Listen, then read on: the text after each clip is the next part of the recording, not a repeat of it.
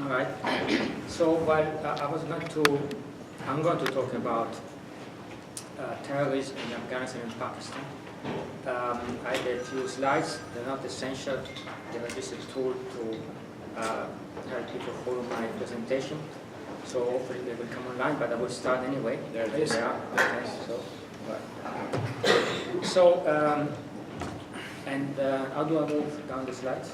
You just take connection. Just tell me. Okay, so next one. Yeah. Next.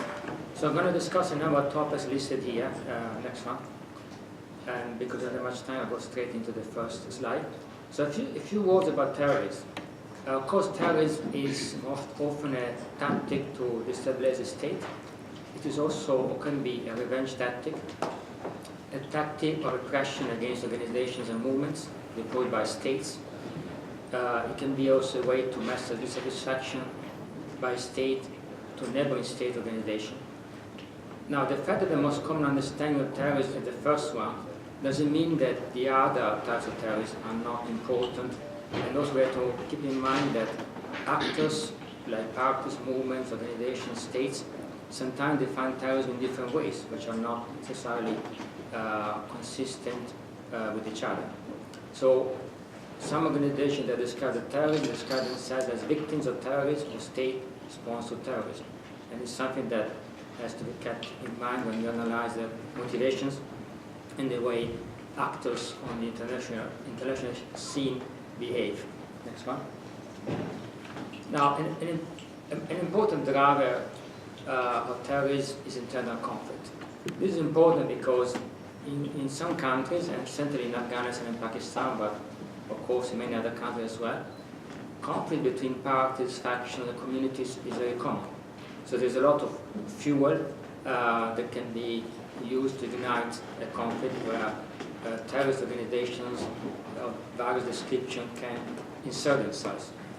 One example is Sunni Shia conflict in Pakistan. There are radical organizations, Sunni organizations, radical Shia organizations fight each other. And in this conflict, there might have some local origins. Terrorist organizations from abroad or even from Pakistan itself can insert themselves, can mobilize support.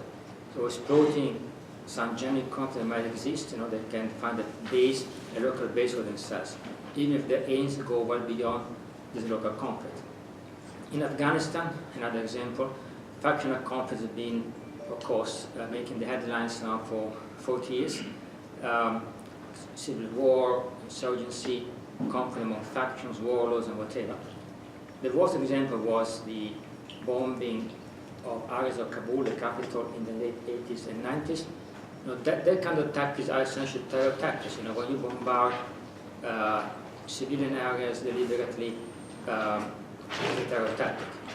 The government itself bombed villages in the 80s. So these are also terror tactics. So when you talk about terrorism, there are different definitions of terrorism. Sometimes the root of terrorist organization can be in a response to terror tactics deployed by states, by government. And therefore it's difficult to distinguish, to say exactly what is the cause and where it comes from. Next one. There are, of course, international conflict drivers as well, as I mentioned. Rival states try to exercise pressure on each other by sponsoring acts of terror. This is something that happens or happened in many parts of the world, not only in Afghanistan and Pakistan. In Afghanistan and Pakistan has been very common in recent years, but it's not exceptional.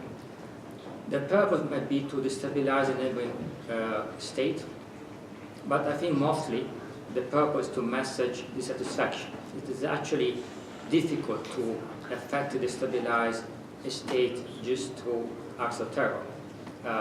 Not many successful examples exist of that.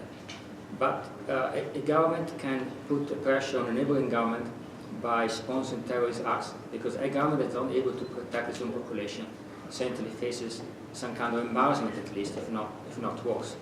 And the government can be delegitimized by its inability to protect its own population. Next one. Now, global jihad, so terrorist organizations today are mostly global jihad organizations, although not exclusively. And global jihad organizations, for sure, have their own means and their own ability to export terrorism to different parts of the world. And certainly they did that to Pakistan and Afghanistan in recent years. This is part of a wider conflict. Now, these organizations might not have a specific interest in either Afghanistan or Pakistan, but they see that as an opportunity to wage the war where they are, while they are far enemies or near enemies, or whatever you want to define them, with the superpowers of different definitions. In the 1980s, they were doing so to fight the Soviet Union. Now mostly they do so to fight the United States or other allies of the United States. So when they do so, when they try to turn countries like Afghanistan and Pakistan into battlefields for their own reasons, they need actually to co-opt local causes in order to build local constituencies. It's very difficult to carry out an extensive terrorist campaign without having any kind of local base or constituency. So you need to find one. And that's where much of their energy and time goes into, trying to create such constituencies. As I mentioned before, there are lots of internal conflicts of different nations being exploited to this end, and they've been exploited in Afghanistan in particular, but also in Pakistan. So that means that more and more, global jihad becomes, tends to merge the local conflicts. Another example could be Kashmir. So there are many examples, also in the Middle East of this. Although my presentation is mostly focused on Afghanistan and Pakistan. Now, this is important because, as you know, there are now what you can call them pre-peace negotiations in Afghanistan. They may lead to peace talks. And one of the big topics being discussed in the meeting between Special Envoy Khalilzad and the Taliban is the relation between the Taliban and terrorist organizations, which are essentially global jihadist organizations in the case of the Taliban. So the issue is, to what extent it is feasible to extract, to dissolve this relationship that the Taliban or parts of the Taliban in the past have been building or establishing with global jihadist organizations. And what I'm trying to say is that it's not something that is easy to do regardless of the intent and will of the leaders of the Taliban. So it's not something that is easily done because the way global jihad organizations work is actually to develop deep roots inside the host countries.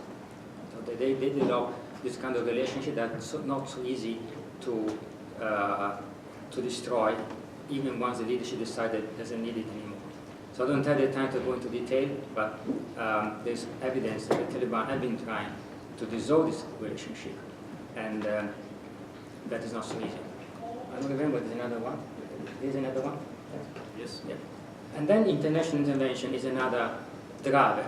Paradoxically, even when international intervention takes place because, for example, a superpower is hunting terrorist organizations like the American intervening in Afghanistan going after Al-Qaeda, the paradox is that once you intervene, you create a reason for terrorist organization, particularly in this case global jihad organization, to actually stick to Afghanistan, to stay in Afghanistan, because then their enemy is there, and actually the rationale is the Americans are more vulnerable in Afghanistan than they were in America.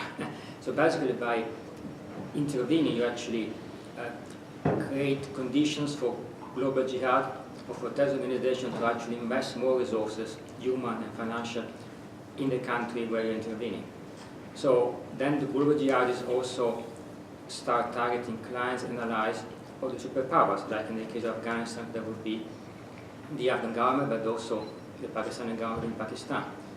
That's the case of Al-Qaeda, for example.